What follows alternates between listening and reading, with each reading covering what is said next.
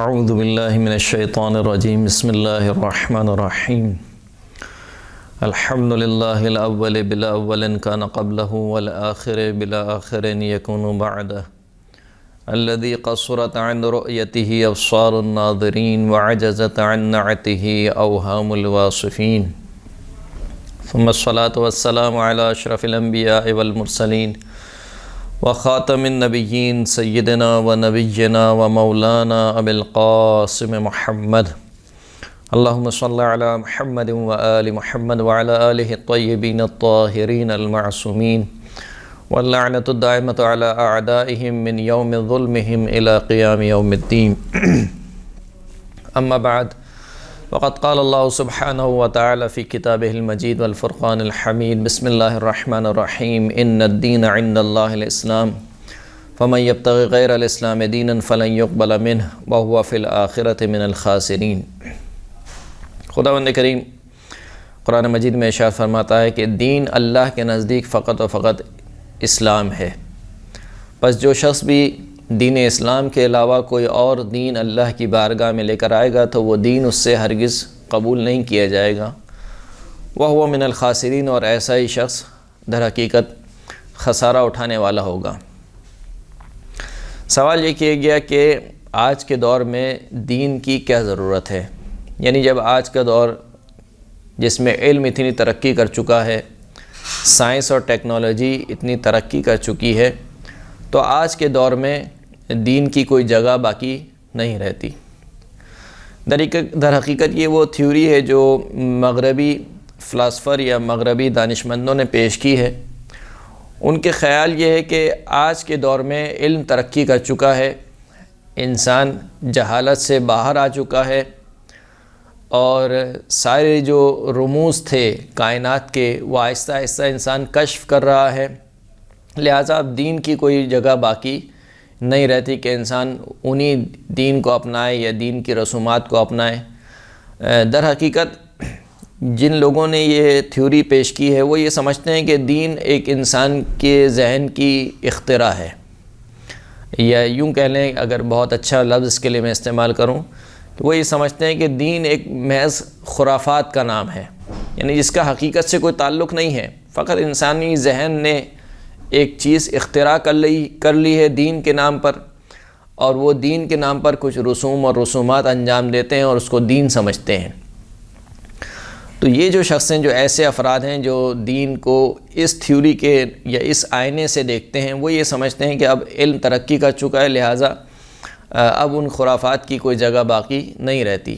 در حقیقت ایسے افراد دین حقیقی اور دین غیر حقیقی کو آپس میں مخلوط کرتے ہیں۔ واقعاً وہ ادیان کہ جو محض اختراعات پر مبنی ہیں، جو انسانی اختراعات ہیں اور جن کا حقیقت سے کوئی تعلق نہیں ہے، وہ ایسے ہی ہیں اور اب ان کی کوئی جگہ باقی نہیں رہتی۔ لیکن جو دین حقیقی ہے، وہ دین کہ جس کو اللہ نے انسان کی فطرت میں رکھ دیا ہے، وہ ایسا نہیں ہے، بلکہ اس کی ایک حقیقت ہے۔ وہ فقط انسان کے ذہن کی اختراع نہیں ہے کہ آپ کہیں کہ انسان نے اپنے ذہن سے ایک دین بنا لیا ہے، ایسا نہیں ہے، بلکہ کیونکہ خداوند کریم کہہ رہا ہے کہ فطرت اللہ التی فطر الناس علیہا، اللہ کی فطرت وہ ہے کہ جس پر اللہ نے لوگوں کو خلق فرمایا۔ گویا جب سے انسان ہے دین اس کے خمیر میں ملا دیا گیا ہے، یعنی اب چاہے انسان کتنی ہی ترقی کیوں نہ کر لے، یہ ترقی اس کو دین سے بے نیاز نہیں کر سکتی۔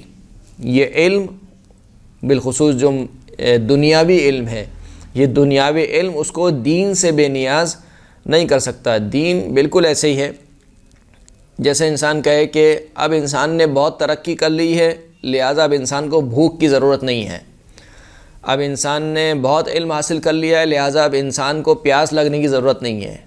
تو چاہے کتنی بھی ترقی ہو جائے، چاہے سائنس کتنی ترقی کر لے، چاہے انسان کتنا ہی علم حاصل کیوں نہ کر لے، بھوک کا لگنا ایک فطری عمل ہے، پیاس کا لگنا ایک فطری عمل ہے۔ اگر انسان ہے تو اس کو بھوک بھی لگے گی، اس کو پیاس بھی لگے گی۔ بعین ہی اسی طریقے سے دین انسان کی فطرت میں رکھ دیا گیا ہے، انسان دین سے چھٹکارا حاصل نہیں کر سکتا، اس لیے کہ جو انسان بھی اس دنیا میں آ رہا ہے، بہرحال 3 سوال اس کے ذہن میں ہیں۔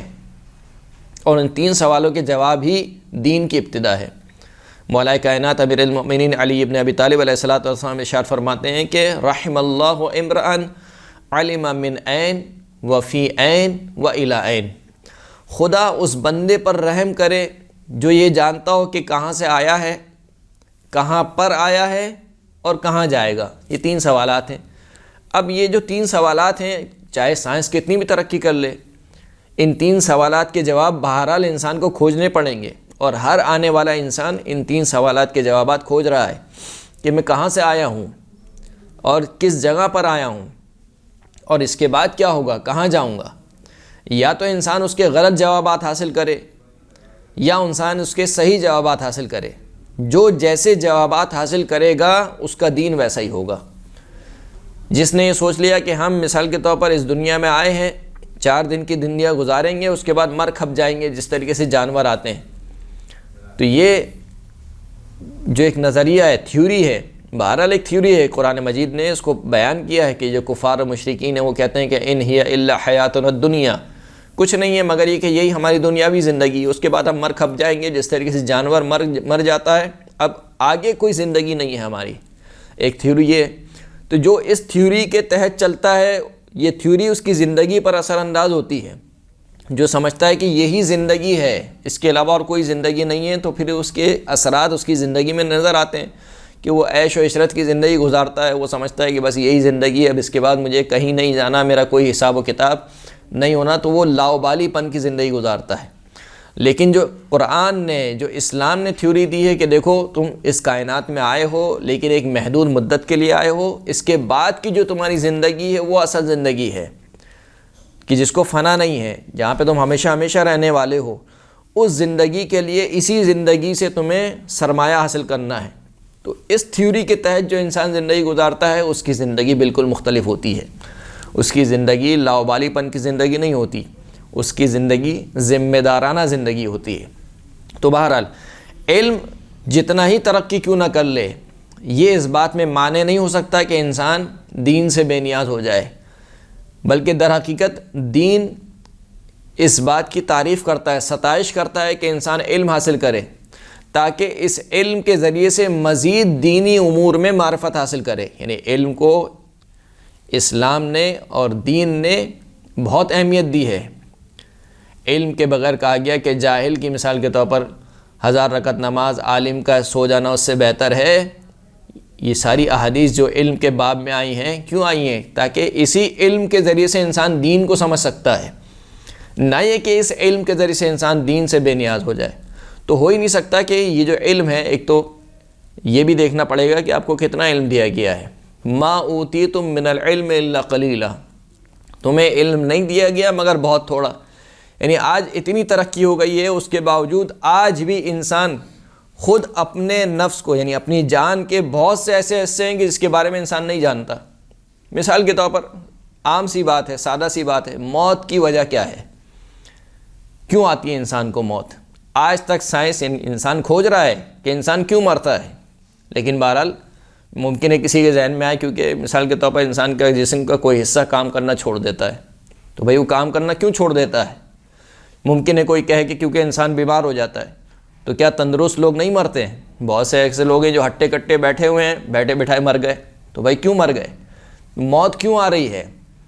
آج تک اس کا جواب سائنس اور انسان کھوج رہا ہے، لیکن اس کے بعد فقط ایک ہی جواب ہے جو اسلام نے اور دین نے دیا ہے، وہ یہ کہ ہر ایک کی موت لکھی ہوئی ہے، جب اس کا وقت آ جاتا ہے تو اللہ اس کو موت دے دیتا ہے۔ اس کے علاوہ کوئی اس کا جواب نہیں ہے۔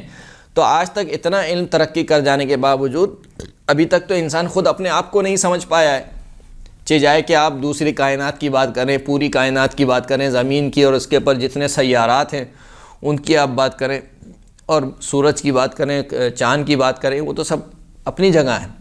تو ایک تو بہت تھوڑا علم دیا گیا ہے، اور بہت تھوڑا علم کے باوجود ابھی ہم سارے کے سارے راز کشف نہیں کر پا رہے ہیں، اور راز کا کشف ہو جانا یہ ایک طریقے سے دین کو اپنانے کے اوپر مددگار ثابت ہوگا، نہ یہ کہ دین گریزی کا سبب بنے گا کہ آپ دین سے گریز کریں اور دین کو چھوڑ دیں۔ تو دین انسان کی فطرت کا حصہ ہے۔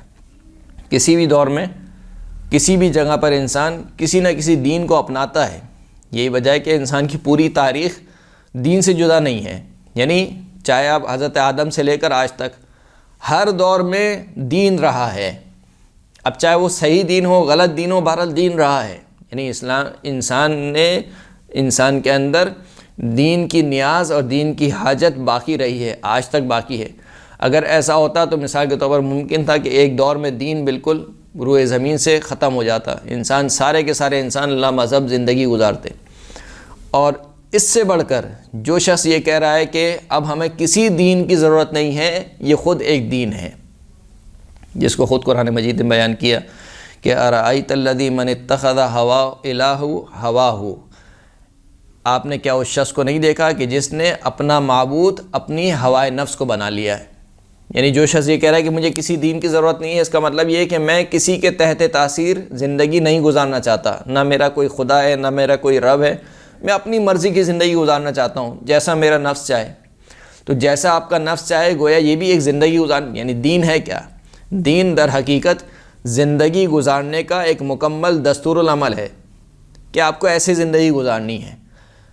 جو شخص دین کو اپناتا ہے وہ دین کے تحت زندگی گزارتا ہے. جو کہتا ہے کہ نہیں کوئی دین نہیں ہے، اس کا مطلب ہے کہ وہ دوسرے دستور العمل پہ عمل پیرا ہے، جو بہرحال ایک دین ہے، چاہتے نہ چاہتے ہوئے ایک دین ہے، ایک طریقہ کار ہے، ایک دستور العمل ہے. تو پہلی بات یہ، دوسری بات یہ. تیسری بات یہ کہ علم چاہے جتنا ہی ترقی کیوں نہ کر جائے، جب تک علم کا ملاپ نہیں ہوگا تہذیب نفس کے ساتھ، علم انسان کی تباہی کا سبب بنے گا، علم انسان کی تعمیر کا سبب نہیں بنے گا. اس کی مثال ہمارے سامنے موجود ہے کہ انسان نے اتنی ترقی کی، علم میں اتنا آگے بڑھ گیا کہ ایٹم بم بنا لیا. اب ایٹم بم تو بنا لیا، لیکن ایٹم بم گرانا کس پہ ہے؟ معصوم لوگوں پر گرانا ہے، ایسے لوگوں پر کہ جہاں پر پوری انسانیت کی نسل کشی ہوئی. نہ صرف ان انسانوں کی جو اس وقت زندہ رہ رہے تھے، بلکہ ان کے بعد میں آنے والے انسان بھی مرتے رہے. تو آپ اس علم کو کیا نام دیں گے؟ یہ علم تباہی کا سبب ہے یا تعمیر کا سبب ہے؟ علم جب تک تہذیب نفس کے ساتھ نہیں ملے گا، جب تک نفس کی تربیت نہیں ہوگی، اس وقت تک علم انسان کے لیے فائدے کا سبب نہیں بنے گا. اسی لیے قرآن مجید نے ارشاد ہوا هو الذی بعث فی الامیین رسولا منہم یتلو علیہم آیاتہ ویزکیہم ویعلمہم الکتاب والحکمہ. خداوند کریم وہ ہے کہ جس نے امیین میں ایک رسول بھیجا جو ہماری آیات کی تلاوت کرتا ہے اور تزکیہ نفس کرتا ہے. وَيُعَلِّمُهُمُ الْكِتَابَ وَالْحِکْمَةَ، اور کتاب و حکمت کی تعلیم دیتا ہے. علم کا مرتبہ بعد میں رکھا، پہلے کہا کہ تزکیہ نفس کرتا ہے، پھر کتاب و حکمت کی تعلیم دیتا ہے. تو علم کو ملا دیا اسلام نے تہذیب نفس کے ساتھ. تو یہ جو تہذیب نفس ہے یہ کہاں سے ملے گا آپ کو؟ یہ تہذیب نفس سوائے دین کے اور کہیں سے نہیں مل سکتا. تو انسان چاہے جتنا بھی ترقی کر لے، جتنا ہی علم کیوں نہ حاصل کر لے، یہ علم میں ترقی کرنا ہی اس کو مجبور کرے گا کہ وہ کسی دین کو اپنائے. ورنہ بغیر دین کے اگر انسان علم حاصل کرے تو وہ مہذب نہیں ہو سکتا، اور بغیر علم بغیر دین کے انسان سعادت کی منزل پر نہیں پہنچ سکتا. وآخر الدعوانا الحمدللہ رب العالمین.